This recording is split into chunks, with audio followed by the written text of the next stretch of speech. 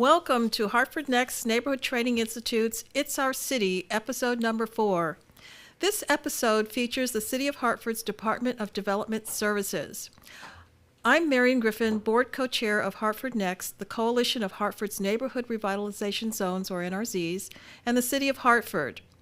We are the collective voice of Hartford residents and stakeholders working to strengthen and grow our community. We look to bring people together, listening, encouraging, negotiating, educating, and leading, and facilitating inclusion and innovation in our communities, and creating an environment that leads to improvement in Hartford, its diverse neighborhoods. Our Neighborhood Training Institute is our communication and education programming arm. We feature seminars, forums, workshops for formal and informal training of Hartford residents, in particular through the NRZs. Today, I'm introducing you to our host, Robin Zaleski, Chair of South Downtown NRZ. Robin? Thanks, Marion.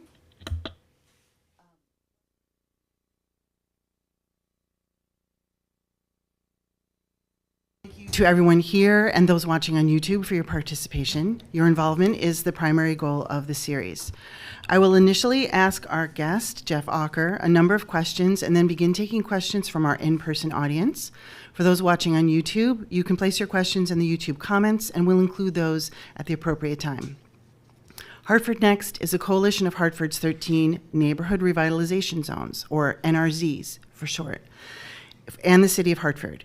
It was formed in 1997 as Hartford 2000, and its purpose is to bring our diverse NRZs together for the common good of the residents of Hartford. Just south of downtown, SODO is the smallest of the city's NRZs. Our neighborhood is bordered by Elm Street along Bushnell Park, Gold Street, Main Street, Park Street, and Washington Street. Like most of Hartford, we have a diverse population with a mix of homeowners and tenants, multifamily dwellings, and businesses and nonprofits, including the Institute for the Hispanic Family, First Presbyterian and Holy Trinity Churches, the Bushnell Center for the Performing Arts, and Hartford Symphony. You can learn more about us on our website, sodo-hartford.com. Our monthly meetings are held on the third Wednesday of every month, and we welcome your participation in person or virtually. NRZs across the state of Connecticut were created through the 1995 Act of the Connecticut State Legislature to improve the quality of life of residents by giving neighborhoods the tools to address blighted properties. Today, Hartford NEXT and the NRZs address a broad range of impacts to our quality of life. Hartford NEXT serves as the collective voice of residents and stakeholders working to strengthen and grow the community. So let's kick off our 4th episode with Department of Development Services Director Jeffrey Auker. Welcome, Jeff. Thanks, Robin. Good to be here. So let's start with a little about you. You left the private sector for public service. Yes. Tell us about your life, your background, how things are going, 5 months in, almost to the day. That's true. Have you moved to Hartford yet? I have. So I'm going to be doing my early voting in City Hall on my way out of here. So Excellent. yeah. So my life, it's a big question. But yeah, so I joined the mayor's administration back June 3rd, as you mentioned, and I came over most immediately. I was working at Emphasis, so the big tech services company that had come to Hartford back in 2018 with a mandate to develop a lot of jobs and training for the area. That was the business I oversaw here in Hartford. So I did that for about 6 years, working closely with Mayor Bronin and the state on the incentives and the programs we were putting in place. And I also got pretty deeply involved with Ready CT, the Governor's Workforce Council, several of the other initiatives to bring new skills and new job opportunities, not just the suburbs of the state, but really focus in on that access and equity issue in the inner cities. So that got my juices flowing around the public service. Prior to that, I've been at PwC for about 8 years in the digital health space, and then I was at the Hartford for a while and a few other insurance companies back in the day. But really excited about this transition and this opportunity to do something different with the training and the experience I've had. Great. And now give us an overview of development services. What departments, services, and commissions does your team manage or support? Great. So we're in the process of simplifying it, to be honest with you. It had become a bit of a catch-all. Development services is known a lot for planning, zoning, licensing, blight, some of the things that really keep the city moving. But we also have all of the economic, small business, workforce, technology and innovation development under us as well. So the best way to think about the department moving forward is really three main divisions. First is economic development, as I was describing. That's going to be focusing on, just bringing in the businesses, making sure that we've got the multi-use, multi-tenant type of development that is so important to the city. The planning and zoning, I have a feeling we're going to be getting into that, but all of those inspectors and the staff roll up to me as well. And then on the license, and also under there we have our housing administration. So there's a lot of federal programs and state programs that are administered by the housing department in the city. It's part of a complex web of folks that are overseeing housing in Connecticut. So we have a division there that handles all of that. And then so you've got economic development, planning and zoning, and then licensing and inspections. And so Judith oversees this. She does a great job for us. That is, the housing, the commercial building, all the inspections that go into enforcing the codes that we have out there, and helping the residents get through the steps to get there. Also in that group is blight management as well, the housing liaison to really help with the tenants' voices with some of the with landlords when there's some disputes there. That all falls under there. So you think about us both having the administration of all of the services which go into the thoughtful and inspirational development of the city, as well as the folks that are making the deals to bring in the new development. So given that you're reorganizing the department, brings me to my next question, which is, what's the biggest misconception about the services provided by your department? So I'm going to break this into two, because it really is, we are two different departments, and I like having the development and then sort of the zoning and planning together, because they form a counterweight to each other. But I think on the zoning, the planning, the licensing, that administrative side, I think there's a perception of the complexity of dealing with the city that's may have sort of run out of control a bit. Most of the things we deal with are well-defined, well-run. They go through, we do, I think everybody involved does a great job, and there's a whole network of folks that if you want to develop in the city and you want to, work with, buildings, there's a bunch of folks overseeing it, including, all the NRZs, which is really important. But the, I think what we need to work on, which is valid, and I think it's driving it, is when things are going great, when the processes for planning, zoning, licensing, inspections are all set and followed, we're great. But we're all great in our best days. It's that exception handling. If things get out of order, if there's an expected approval that didn't come in on time, that's where we haven't been as good as where we are. But I think that sort of clouded the view of, that it's always complex. No, really, it isn't. But we need to be better at that and better at helping in the situations where they are.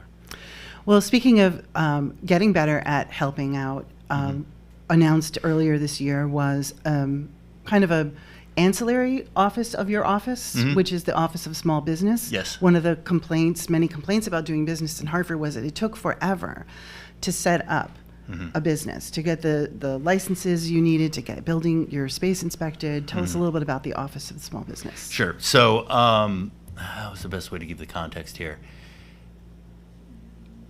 During the COVID times and after, where there's a lot of money that was made available to the city, and I fully agree with what Mayor Bronin did to help build up and maintain the retail space, because that gives you the walkability, the culture, the character of your neighborhoods. So a lot of money went into the system, and most of these programs, most of the small businesses up running went well.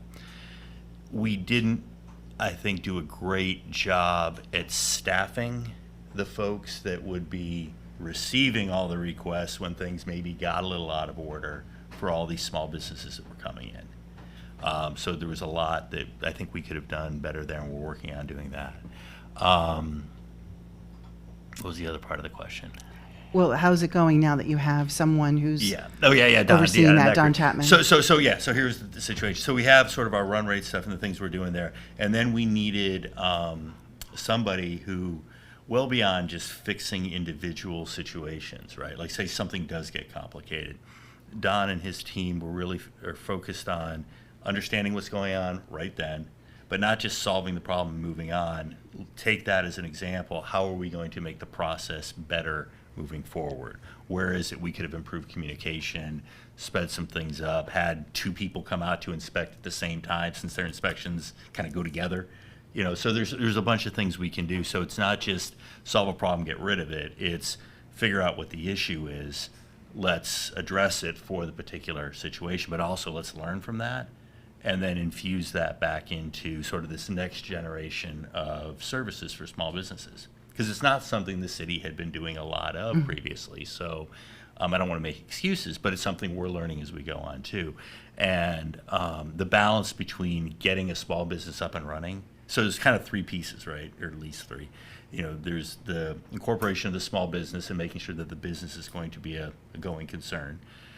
Then those that decided, and we love, if they're converting a property at the same time to something that it wasn't before, especially when you get into restaurants and things that have all the health concerns. Childcare, is complicated, as you can imagine. So now you're starting a business. You're going through the process of renovating a space into something it hasn't been before. Usually, there's not a lot of people that have done both before, right? And then if the city isn't there to have all of the processes right there and ready to go, it becomes pretty complex pretty quick, especially if you discover something in an old historic building that we have to sit back and figure out how to remediate while keeping the character. So I'm giving you examples. Most of them don't go that way, but you can imagine as we step through that, there's a bunch there. And so the one-stop shop for small business, reporting into the mayor's office, working with the DDS team, is really about how do we make that next leap? Where is it that we should be bolstering our services? Who is it that needs them the most? And how are we going to make them work better in the future? And I imagine for the small business owner that comes to that office, it's nice for them to have one person to liaison with versus being shuttled from department head to department head and feeling like no one's guiding them through this process, and Hartford's just making it harder. Yeah. And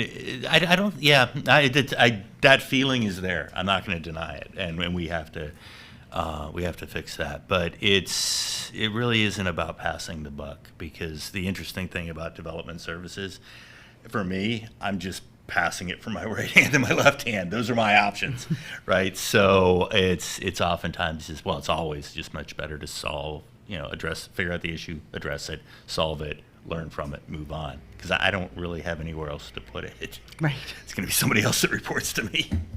Well, speaking of people who report to you, Yes. Staffing shortage. Yes. City planning, urban renewal, these are big careers right now, but your department has multiple positions that have been open for months. How are you and your current staff handling the workload, and what are your plans to fill those openings? We're going to fill the openings. And as a commercial, as you said, urban planning, zoning, the development of cities and the streetscapes, and it's a great career. If you want to be trained and you want to learn, one of the things we've been doing is working with other cities around here and through CROG, which is a regional corporation of governments. It functions kind of like a county, another. We're looking at how we can maybe create better, more frequent training programs. So you're not just getting your certificates in the planning and the zoning, but you're also learning about it in context with Connecticut and Hartford. Are there ways potentially we can share resources? Because trust me, there's plenty for the planners to do every day. But then there's some bigger questions which come up periodically. And that takes the creative expertise of somebody who's been doing it for a long time and seen different perspectives. And maybe there's a way we can share some of those resources. We're also looking at automation, something we were talking about before we got on here. There's some really interesting tools out there that get through sort of that grunt work of the planning and zoning, where you're just taking two diagrams and comparing them to each other, right? In many cases, here's the master plan, here's the code, here's what they're trying to do, where are the ticks where it's going to potentially be an issue. That can be done better through a computer, so you can get the humans focusing on, all right, we're not, the code and the desire of the development don't fit. What can we do? What are our options? That's where I want the people.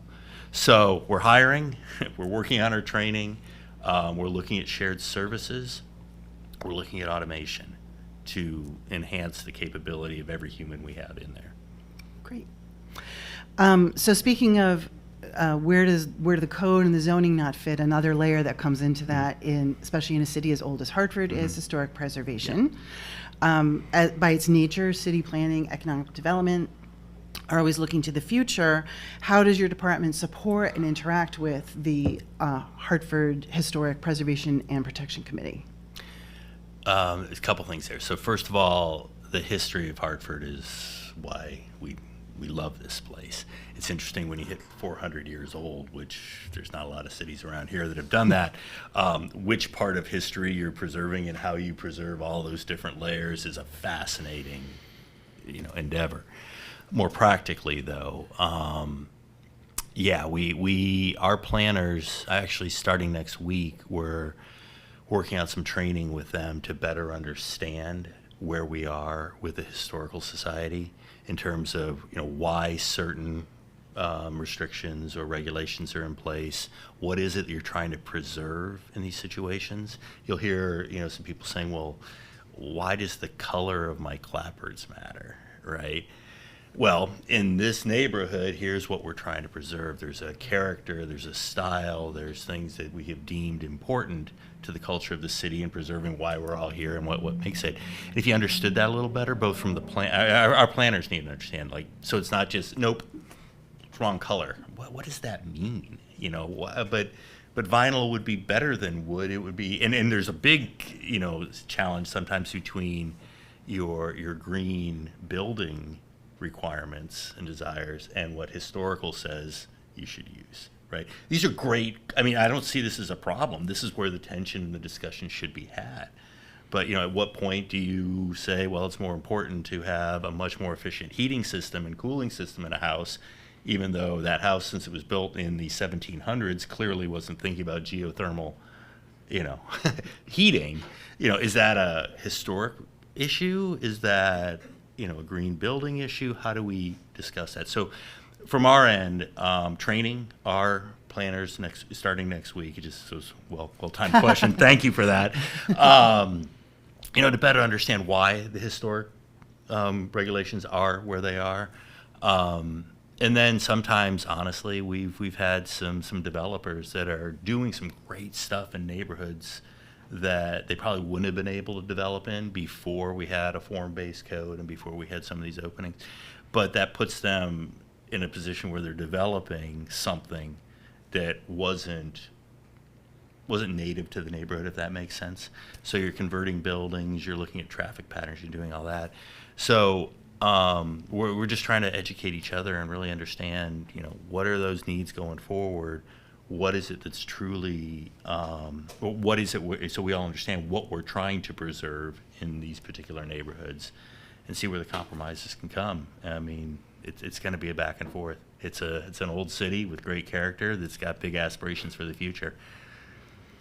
Well, you mentioned traffic just now. It's the post-COVID era. Everyone's working from home. There's major shifts now. People are coming into the city to work, which in turn has affected residential and commercial vacancies, new developments, as well as traffic patterns. These issues touch nearly every department in DDS: planning and zoning, traffic management, new businesses seeing Hartford as a viable city to come to. What are the main economic development goals your department will be focusing on over the next few years? And what types of new businesses or projects can residents expect to see as a result? I know that's a lot of questions. Yeah, and there's a lot of answer there, and I don't want to be flip about this in any way. So the mayor announced last week now fairly unprecedented investment in the neighborhoods, patterned on the Heart Lift, infusions of capital into the small businesses on the street fronts, looking at some things around childcare and youth services that all come together. I'm not going to get this quite right yet, but I look at the neighborhoods as kind of why we're doing anything we're doing downtown, right? I mean, if there was one thing that I could do to help the city through what we do, it would be to lower the mill rate, lower the tax rate. It's too expensive right now for businesses and for the citizens to get the services they need. And similar to how the governor's spoken about it for a while, you can take your same tax base and just raise the taxes on them, but that doesn't work well, and it won't work well here. Or you can get a more reasonable tax base and spread it over more taxpayers.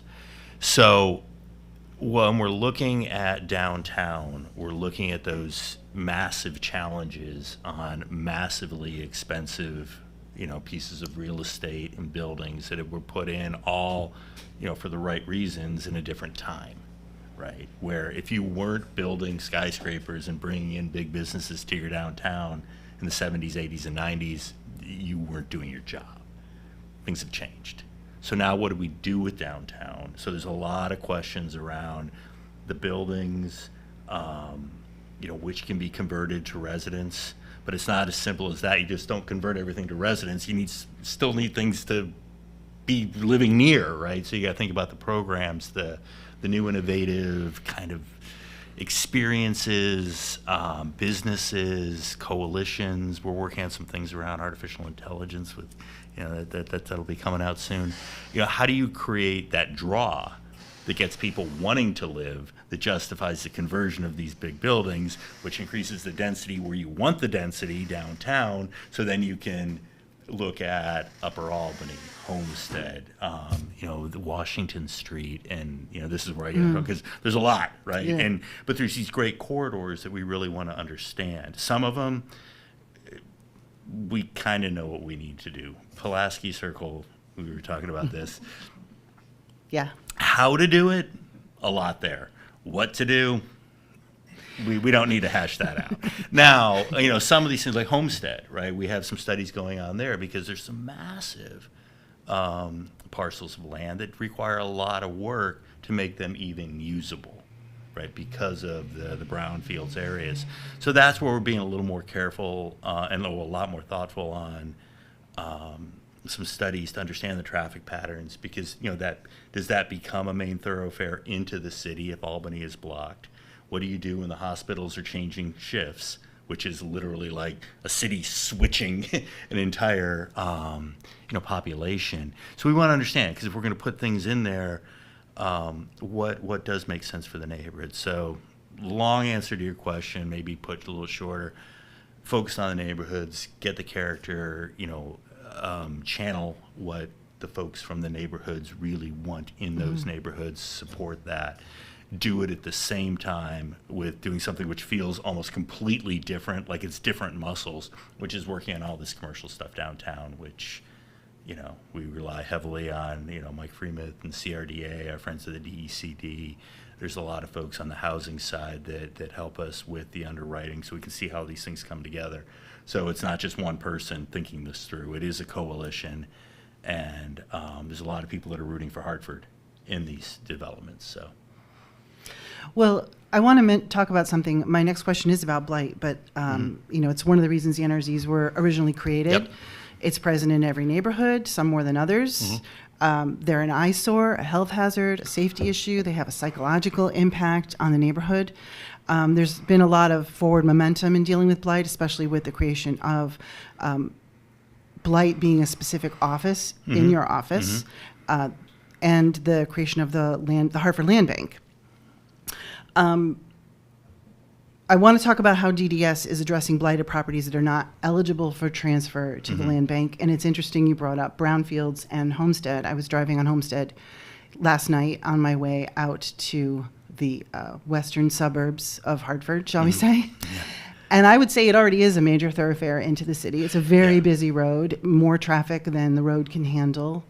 And there's a massive brownfield there next to Interstate Battery that's been there for, I've lived here 20 years, and I want to say at least 10 years, if not more. And it's it's an eyesore on a major route into Hartford. Is the holdup just the money to deal with it? And I don't mean to put you on the spot with a specific property. No, it's a legitimate question because it's just sitting there. What's going on there? So, I think honestly, it's much more of a technical issue, and I'm not trying to skirt the bigger issue. Like Homestead needs to be figured out. We have to do that. Borderline moral imperative. Let's figure out what's going to go on there. When you have a big brownfield like that, here's like the challenge. All right, so now you have tens of millions of dollars, whatever the number is, right? It's scary.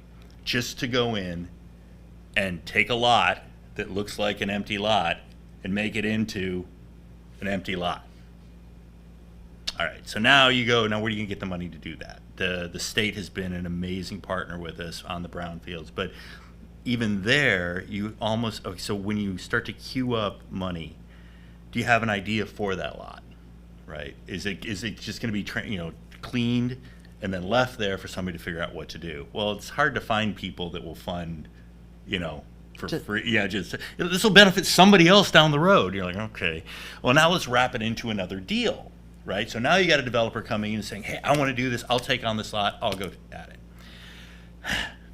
Well, now that developer has to go find the financing for that gig, right? And now there are some great places, like I said, from the state, through CRDA, through gap funding. There's a bunch of different mechanisms, but in the end, it's always hard to figure out, especially you got heavily used areas from old, manufacturing sites and all that. It's going to be a lot of money. Pre-EPA. Yeah, pre-EPA. So how do you pull those out? And if you're going to do all that, does it make sense to do all of Homestead on brownfields? These are the questions that come up. So it's not like, oh, we don't want to deal with that. It's in an environment where commercial lending for commercial real estate lending is very tight. Interest rates are finally starting to come down. Building costs, for whatever reason, which I've tried to understand, the supply chains, I mean, I would think they should have resolved themselves a while ago. But the fact is, construction's been expensive, money's been hard to find, and those brownfields are a challenge to figure out how you're going to put them together. So there is a dance, and I think we're getting better at it with the folks, especially from the state and the federal government, to show enough of the idea and show enough of the momentum going on around. So it's not like you're going and saying, if you just give us this money, this will transform everything. It's like, here's the plan, here's what we've been working on, here's how it fits. We may not know exactly who's going to take it or what we're going to do, but now people start to lift up from an individual parcel, think about the neighborhood, think about the purpose of, what that could be. That's the dance that you have to do. I wish it was simpler. Well, speaking of non-brownfield properties, there are a lot of parcels in Hartford that something needs to happen with them. They're blighted, they're empty, whether there's a structure on it or not. They're not necessarily eligible at this time to go to the Hartford Land Bank. And I know you can't just turn over all of the vacant properties that are just sitting there ruining neighborhoods to the land bank. That's just shifting the burden from one to another. But tell us a bit about that process of how your department deals with the properties that are just languishing now, whether it's for unpaid taxes, they're vacant, there was a fire.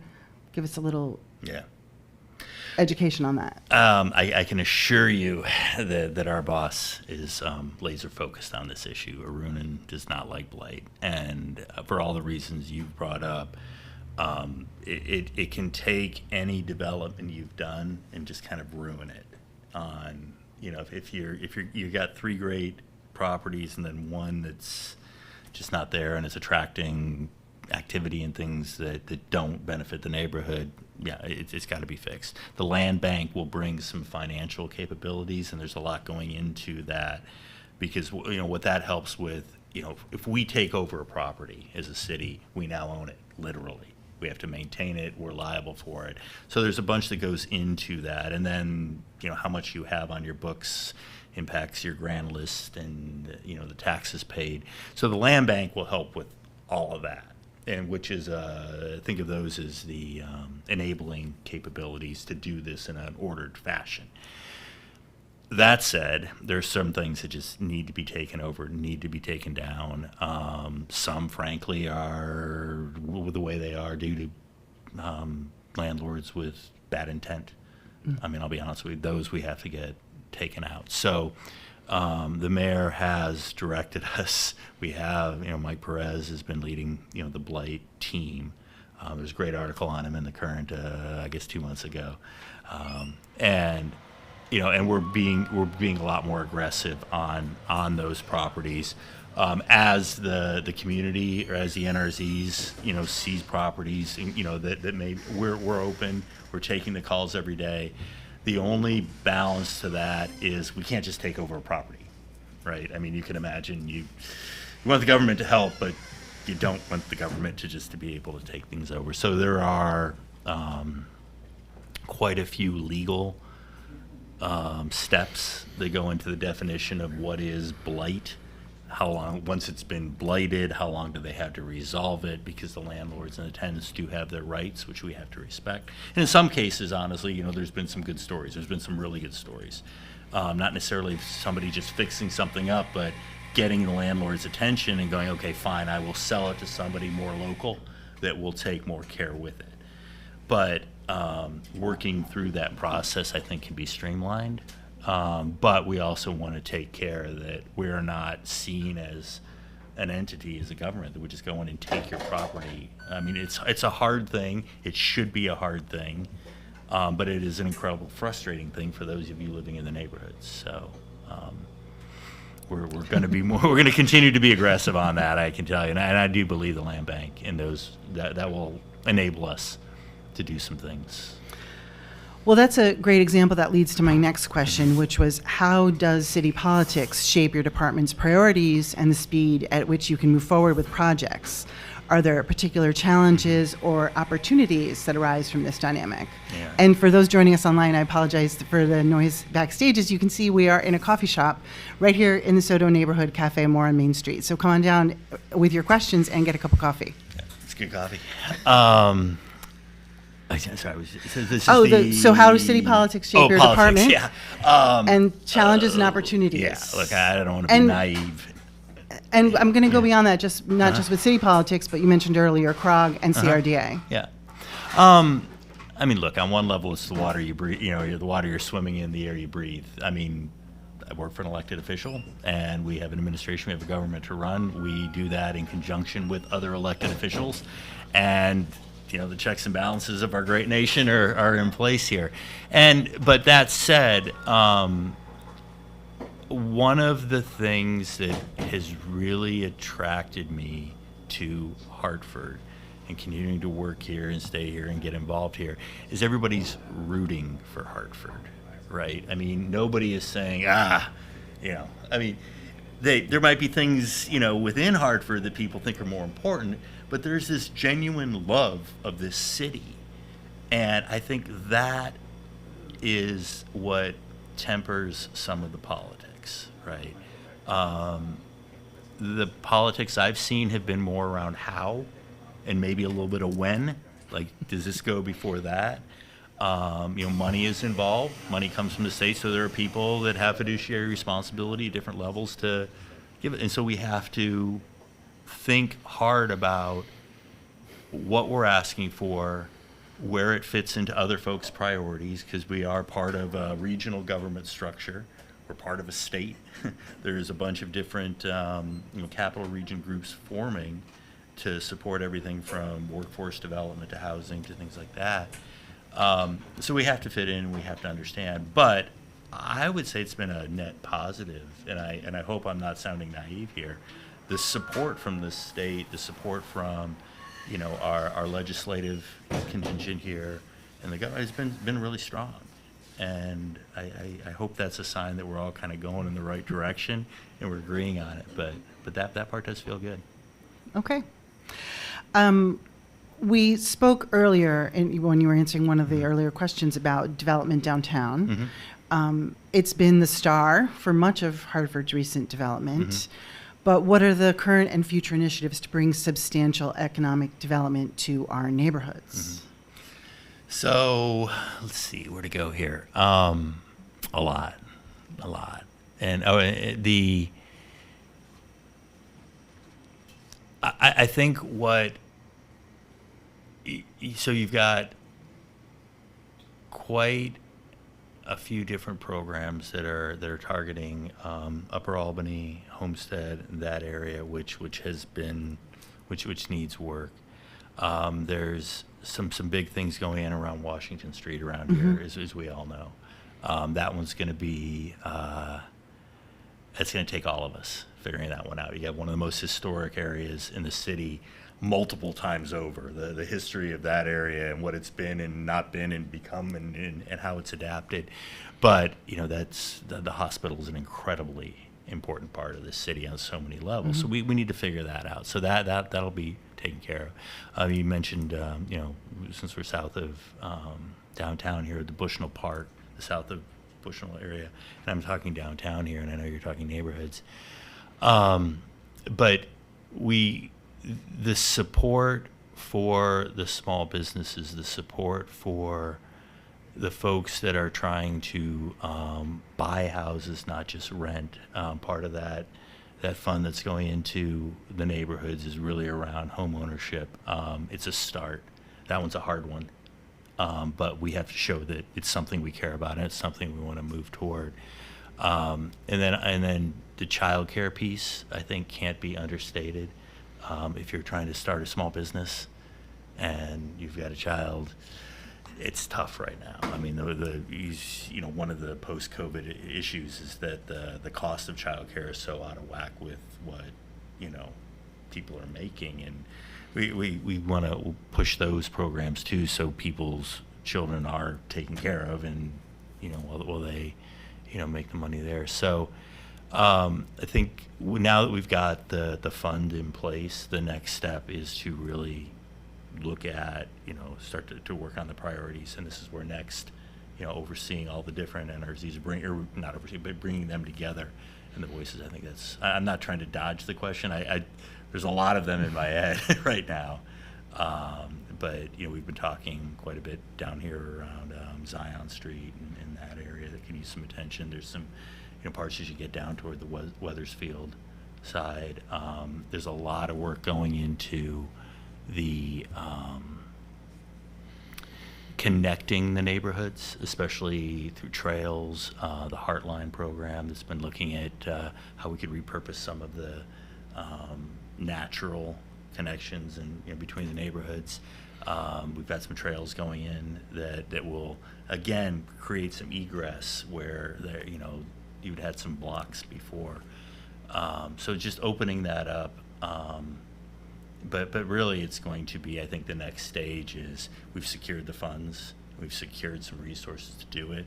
I think the next wave is to sit down with Next, with the NRZ, and really refresh, where are the priorities right now in your neighborhoods? Because it's not even, I think we're getting, we were in the right as a city to be far more specific than even just like, one of the neighborhoods. Like, let's go work south of the Rock. It's let's get down to this corner, this area, or and that's what we need to get to, and just start.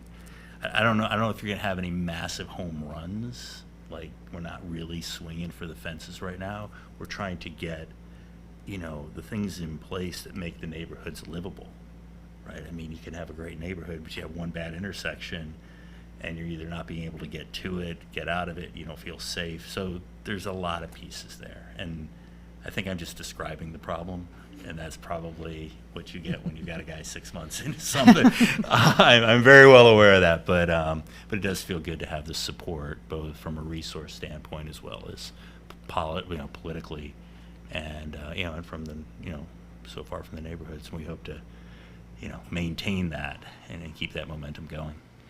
Well, I'll say from a resource perspective, and as a chair of an NRZ, I will say we do appreciate that in a program predating your tenure, in addition to having our assigned representatives from various other branches of city government, we each have our own community service officer who comes to our meetings usually with a police sergeant and maybe lieutenant in tow, to tell us about what crimes have occurred in our district recently, answer questions from residents about specific crimes that they may know about.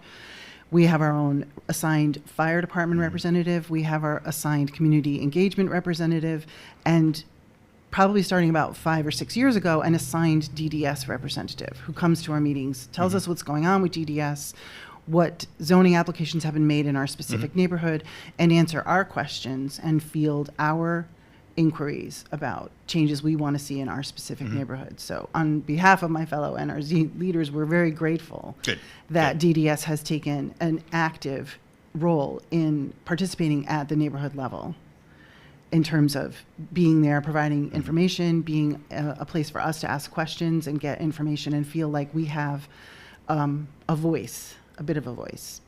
That's great to hear. That works for us at the, those who participate actively in the NRZ meetings, board members and very active residents.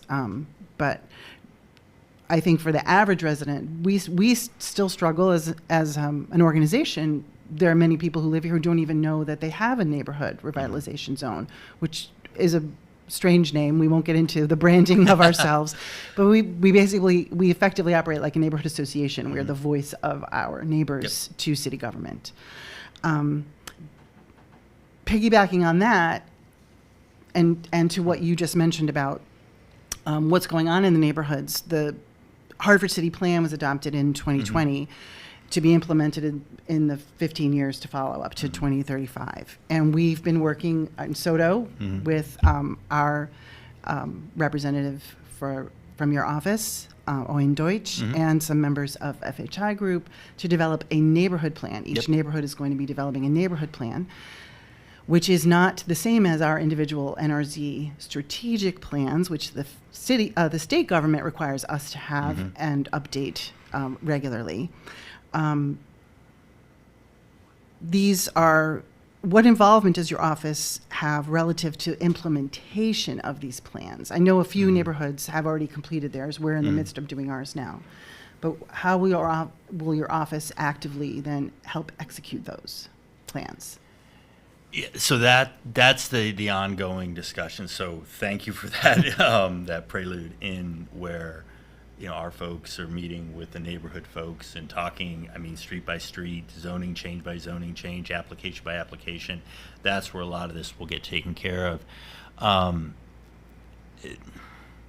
One of the challenges of planning and zoning is you can come up with a vision of where you want to go. The real challenge is how to get from here to there, right? Because some of these plans you see, somebody looks at and goes, that looks great. But my house was right there. I don't see my house in this plan anymore. And you're like, right? So you need to be very thoughtful about the plans and love the fact that they're coming from the neighborhoods, the folks that are living, working, raising families and generations there. That's absolutely critical. Where I think the city comes in my department is like, all right, here's where you want to go. Here are the opportunities we have in front of us. Right. So when we have a discussion about, well, here's an application around, for a zoning change in your area, what does that mean? Well, let's sit back, let's look at the plans you're trying to put together versus what, they're asking for, and how can we make sure that it's implemented in a way that either supports the resident, small business, or whatever, but it's also at least consistent with, if not a step forward in that broader zoning plan you want. And then it's, like what's available. Like we'd love to get a hold of that property, but there's private deals going on. You got to work through all of that.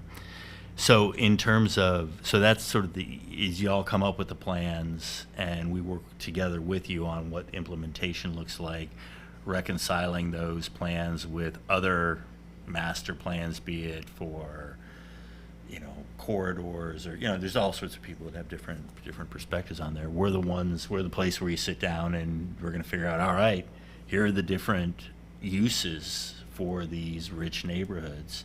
Here are the ways that folks want to provide services and start businesses and create jobs.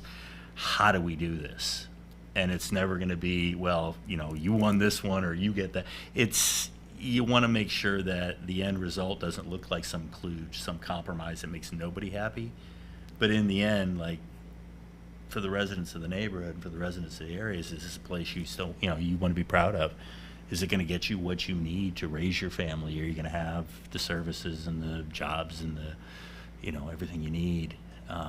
So again, kind of a long-winded way of, we got to sit down and talk, and this is where the trust and the fact that we're getting out and talking to each other, and I love the fact that, you're saying, that our folks in your meetings are helpful.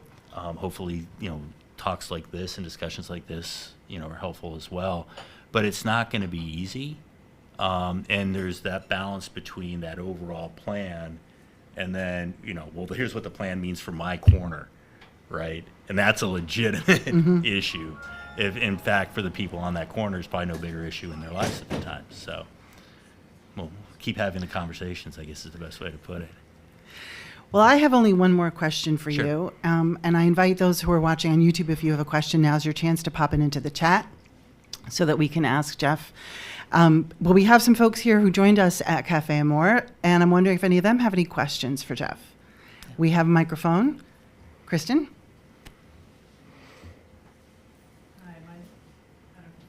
My name is Kristen Yates. I live at the Linden, which is a couple doors down.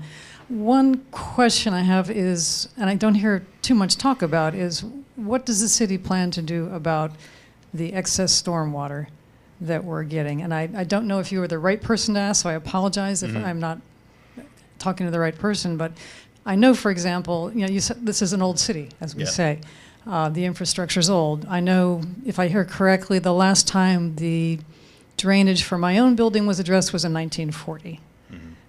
So when we get these huge rains, what we have is not keeping up with it. And I just read a story about the Bushnell South. They're talking about a big new drainage pipe for that, which is all great.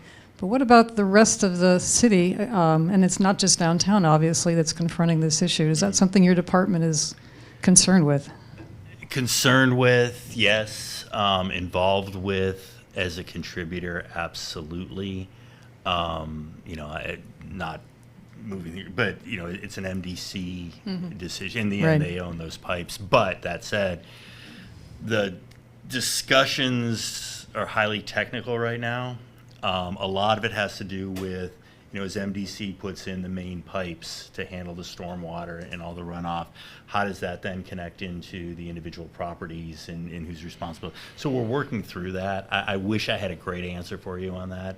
I can tell you it's at the top of a lot of discussion lists, but I think it's between, we can help with the zoning, the planning, the licensing of different compromise solutions to get people access to the main lines, and we're deeply involved in those discussions, and we're hoping we can get these addressed section by section, but this area right here, obviously there's a big pool of water that comes under the park in the area that we need to figure out with MDC. Is it a matter of kind of negotiating with the MDC about what they're willing to do? I wouldn't go that far. It's not willing, it's can, given resources, restrictions, physics. But yeah, there's some of that, and who owns what. But I've felt the conversations have been, all kind of rowing in the same direction. But it's one of those more logistical issues than I think an intent issue. If that's helpful. Right. It's one that I think that is escalating more rapidly than we have the ability to deal with, perhaps. And I That's just fair. That's fair. I wish there was more talk about it. I wish the city was maybe more upfront with what it plans to do or what it can do. So that's just my thoughts. It's a fair ask. Okay. It's a fair ask. We have another question behind you, Kim. I just spoke. I'm Michael, and I live right down the street. Yes. My question is more specifically about particular blighted properties. Mm-hmm. Is that okay? Yeah. St. Peter's Church, is that, what's going on with that? That one I'd have to get back to you. Seriously, I'll give you my card and let me go. I'd have to. Okay. Because, there's a few. That's things been that- a long standing. Yeah. Also, the building at the beginning of Charter Oak Place, the apartment building that had a fire Mhm. several years ago, that's Yeah. kind of boarded up. any progress on that? It's such a gateway building. Yeah, progress, and we're still trying to figure that one out. But honestly, I'm not trying to avoid it. I would want to Okay. see there are discussions going on now. So I'd want to get you up to speed on exactly where And we are. then the building that I think Hartford Hospital owns at the corner of Maple and Jefferson, that used to be the behavioral health. Yes. Is rapidly like blighting out. Mhm. Is that something that's just part of the Hartford Hospital major expansion plan that they announced? It is, but there are things we're looking to do between now and then. And there's also a building next to that also. Yeah, kind it's of all, yeah, like- we're looking at that Yeah. parcel there. Okay. And then the methadone clinic, What's that? is that also being held up with the new one that's going to be constructed behind the courthouse near Washington? That one is complicated. Yeah. That one's complicated. I'd have to take that one offline with you. Okay. Okay. Yeah. If you'll pardon me just one moment, I hate this when this is live, but I need to use the facility, and I'll be right back. Michael, I'm not sure which specific buildings, the buildings I'm thinking of are the ones you are mentioning, but I know that there are some buildings on the Washington corridor in the Hartford Hospital campus area that have been sitting empty for a long time, and that Frog Hollow NRZ has been working very hard with them, and Marion can speak more to this than I can, but working very hard with them to get them to realize that demolition by neglect is not really a great option for the city anymore. And I know that their new, I believe he's the head of operations, is looking into, instead of just letting them lie fallow, seeing if they can remediate them in some way and turn them into office buildings, because they need more space. Well, that's part of the, you're speaking on Washington Street? So that is actually part of the Washington corridor. He mentioned the former Cadillac showroom. So if you drive down Washington Street, let's say you were leaving the state capitol and heading south, on your left and right will be Superior Court, Criminal Court, Family Court, a marshal's office, a building that the city owns that I believe was manufacturing and a trade school and is occasionally now used as a warming or cooling center. And then what had been a Cadillac showroom in the 20s, and it's very Art Deco, very pretty. It would make a beautiful restaurant, big windows in the front and a deep lawn. It's set back from the street. It would make nice patio seating. If anybody's interested, to put a bid in for that. And then all those folks who are going to Bushnell Theater to see the symphony or a play would have somewhere else to eat. And all those court folks would have another place to go for lunch. That's all part of the Washington Corridor Plan, which was announced, I think, last week or the week before. Literally $1 billion of investment, not just for that block, but farther down, deeper into the Hartford Hospital campus. And that's a project of SINA, Southside Institute Neighborhood Association, which is Trinity College, Hartford Hospital, and Children's Medical. Am I correct, Marion? And the Learning Corridor. Together, there's a major plan for that corridor, as well as other corridors in the city. But specifically regarding a few of those buildings you mentioned, there's plans. Will they be quick? No. But this is the most momentum we've seen on that street. I've lived here 20 years, and it's just great that those buildings are finally no longer going to be ignored. Likewise, I grew up in Hartford. I Right. used to go to when I Trinity. I went to the Washington Diner, like at 3 in the morning. At 3 in the morning at Washington Diner was. Yes, the Yeah. Washington Diner. I hope somebody does something with that. It's a unique property.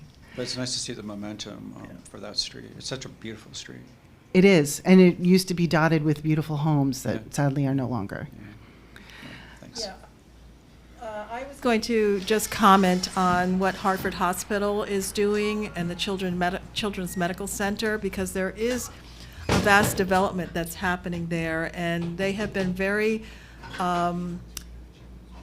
engaged with the Frog Hollow NRZ to let us know what their plans are. But there was an article in the newspaper a couple of weeks ago talking about the development that they're going to be doing around the hospital. And yes, they are working on some of those historic properties.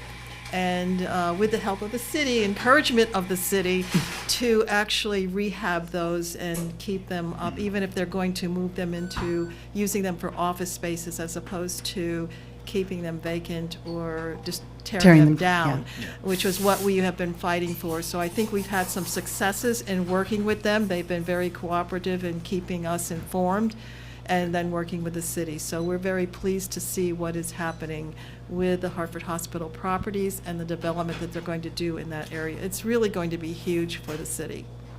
It is. We're looking forward to it. The east side of Washington Street is the western border of SODO, so we're excited that that is finally going to get some attention. Well, I don't see any questions online. Do we have any more questions from our in-person audience? All right, so we're at the 1 hour mark. I'm going to ask my last question, which is for Jeff. If you had a magic wand, what would you do with it? What is your biggest issue? What's your bottleneck? What's your white whale? The white whale, I mean, this will sound technical, but if we could lower the mill rates, I mean, if you think about what goes into that, you'd have to have developed a bigger tax base. You'd have to have made your services more affordable and more accessible. You have people moving in, both as residents and as developers and as businesses, right? That, I mean, that would show that this comprehensive sort of back and forth, the talking, the compromising, that the city's working well together. That's really, I think, in the end, how everything will be judged. I'd love to see more of this, where it helps. Some of these things are going to be hard, and we're not going to make decisions that everybody agrees with. We're not going to, but if we trust each other a little more, and, we, if that, and on the government side, make sure that trust is well earned and well delivered, then we can have these discussions and we can move forward. I'd love some of these streets we're talking about, if you can imagine, like if Washington Street were to be renovated, if we get that Bushnell South stuff right, and I think that's some of the slowness is making sure we do get some of the right developers in, to be perfectly honest with you. We want to make sure that the partnerships are there, that they weren't marriages of convenience, as they sometimes are, but these are folks, and we do have a stable of contractors and developers and real estate folks that have done some very good work here in the city, working very closely with us. So we're really feeling good about, some of the folks that we got going there. But, build that trust. We all start, feel free. I mean, get upset if this is going to mess with your neighborhood. Show that passion.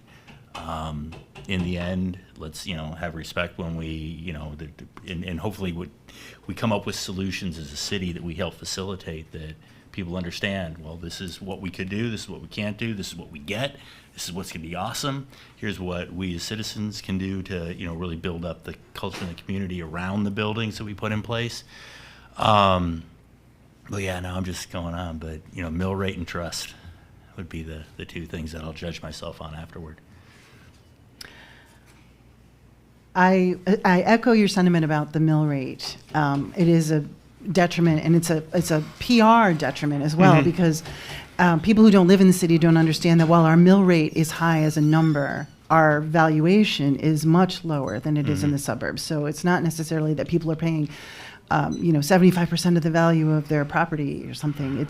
But on paper, it doesn't look good. And I know there's a whole mathematical reason and schematic behind it, but I really hope that we can lower it and also change how we calculate it, so that we can get rid of that perception. Because I think there may be potential homeowners and property business owners who look at that and say no. Yeah. They just look at the mill rate. They don't look at how it's calculated. But hand in hand with the mill rate are also pilot taxes. We have a huge amount, as a state capital, we have a huge amount of non-taxable property that's state-owned. Especially in our neighborhood in SODO, in the area of Bushnell South, it's literally, we are the smallest NRZ geographically, but almost 50%. I double checked on the zoning map. Almost 50% of the property in SODO is state-owned. Now, some of it recently transferred hands to Spinnaker and some other entities to be developed into multi-use properties, mostly apartments, but also some retail and business offices. But I think the state needs to pay some more taxes to us. They own a lot of property. They're not contributing enough to support. And I know that there's, city-state partnerships, and we do get extra funds from them. You're walking me into one of these political questions. Most aren't you? favored You're going to get me nations. somehow. But we don't want them to move out. They're a big employer, but somewhere in there is the balance Yeah. And of so- a fair share. Yeah, and this is where everything kind of has to rise together. We are the capital city. We are doubling down on becoming a college town. We have some amazing parks. We have some amazing cultural venues that are part of who we are and aren't going away. And Two major hospitals. Two major hospitals. Well, three with children's. When you put children's in there. So all of these things are part of who we are. They're not going away, and and I don't see that as a way to necessarily get more money out of them, but it's going to be more how smart can we be with the development around that. And as we put in a state facility, or as we get dorms up around Pratt Street, what are the businesses that are coming in around them to support them?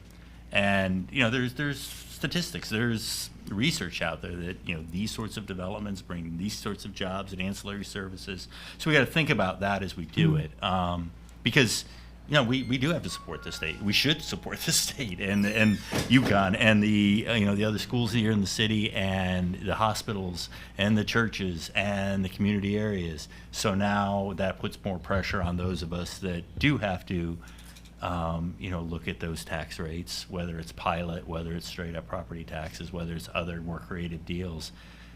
That's just going to put pressure on us, but it's good pressure to have. I think it's for the. You don't want to just start wiping out the things that made Hartford because you can get a better tax deal. Well, I appreciate that sentiment, because I think for too long Hartford has been a bit of a doormat. I love this city. Everyone in this room obviously loves this city. Yeah. And we're glad that you're spearheading this department to a new direction. Well, thanks. And thanks for having me. And let me know if there are questions and concerns come up. Happy to come back. Happy to come to some of the meetings and just talk them through. Well, you're welcome to come to ours anytime. All right, thank you. That's the end of it for me. Marion, do you have any other questions or statements? Yes, I do. I'd like to thank Jeff for sharing his insights on the Department of Development Services. That's greatly appreciated. And Robin, I'd like to thank you for hosting today. Thank you. You're Yes, welcome. And this was a very, very well done. Thank you so much. And I'd like to also thank all of you who have participated both in person and online for this discussion. I hope you learned something today. I certainly did, in having worked with individuals with the Department of Development Services over the years. I still something always to learn. And I'd like to thank Cafe Amore for allowing us to use these facilities to host this event. Please do stop by at any time and see the goodies that they have here. We're going to indulge afterwards. And they're at 398? Yeah, 398 Main Street, almost across from the federal building here, the courthouse. 389, actually. 389. yeah. 389? Okay. Yeah. All right. So our next event is going to be on November 16th, and I invite you all to join us. We are featuring the Department of Families, Children, and Youth, as well as the Department of Sports and Recreation. This event, episode number 5, will be hosted by Hyacinth Yenny from the Maple Avenue Revitalization Group, and it will be held at the Maple Avenue Senior Center. So do look forward to more information on the November 16th episode.